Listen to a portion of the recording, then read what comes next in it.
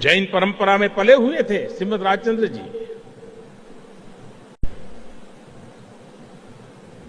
महात्मा गांधी को दुनिया की बड़ी बड़ी हस्तियां मिलने आती थी। आजादी के लिए दुनिया के बड़े बड़े लोगों से वो बात करते थे। लंबे चौड़े 6 फुट 6.5 फुट ऊंचाई वाले, चिकनी चपटी गोरी चमड़ी वाले, लेकिन दुनिया का कोई व्यक्तित्व गांधी को प्रभावित नहीं कर पाता।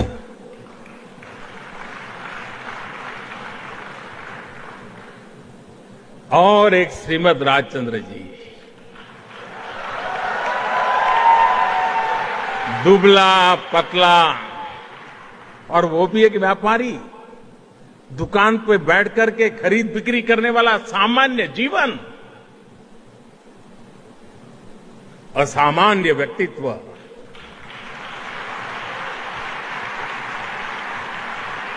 और गांधी में और श्रीमद राजचंद्र जी की उम्र में भी ज्यादा फर्क नहीं था, 2.5 साल का सिर्फ फर्क था। उसके बावजूद भी श्रीमद राजचंद्र जी के व्यक्तित्व की वो कौन सी विशालता होगी, वो कौन सी गहराई होगी, वो कौन सी ताकत होगी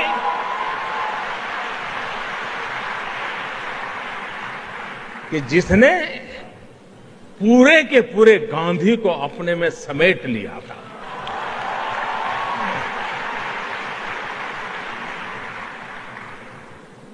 मेरा ये सौभाग्य रहा,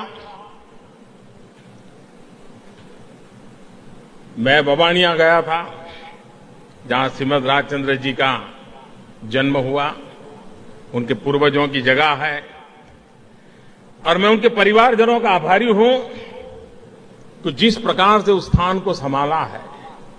और वहां से जाने के बाद मैंने शिक्षकों से कहा था कि जब भी आप सौराष्ट्र में कहीं यात्रा के लिए जाते हैं, कुछ पल बवानिया जरूर जाइए।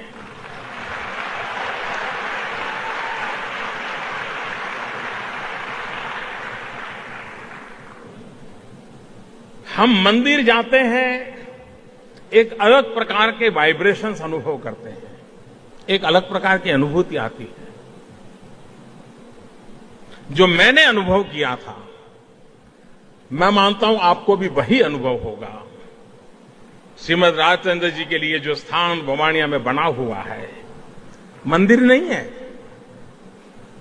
एक स्थान है, लेकिन अंदर जाते ही आपको एक आध्यात्मिक चेतना के वाइब्रेशंस की अनुभूति होगी।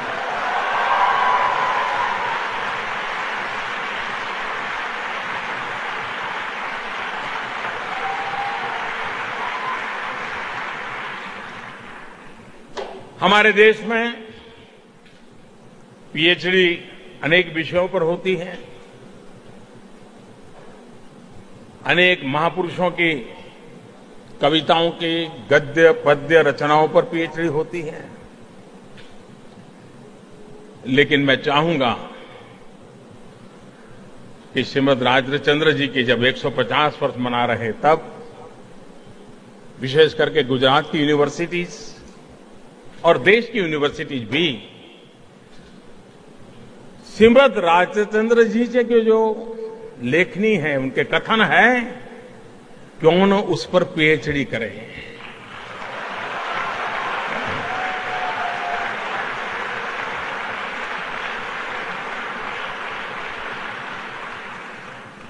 गांधी जी के जीवन पर, उनके सारे कार्यकलाप पर हर पल श्रीमद राजचंद्र जी के जो पत्र है,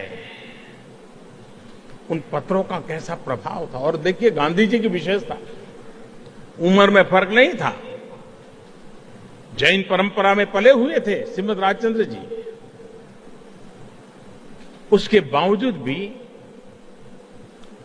गांधी की भी सरलता देखिए। वरना कभी कभी मनुष्य का एक, अब वो बैरिस्टर थे, अफ्रीका में सफल आंदोलन करके आए थे, भारत में बड़े बड़े नेता उनको मिलने आते थे, उन्होंने अपना एक स्थान बना लिया था। उसके बावजूद भी आयु में कोई फर्क न होने के बाद भी अपने बराबरी के व्यक्ति और सामान्य जीवन जाने व्यक्ति अपने अंतर मन के सारे सवाल लिख करके उनको पूछा करते थे और श्रीमद राजचंद्र जी बिना संकोच आध्यात्मिक चेतना और अधिष्ठान समेत पूरे ज्ञान का संपुट पूज्य बापू को पत्र के द्वारा पहुंचाते थे।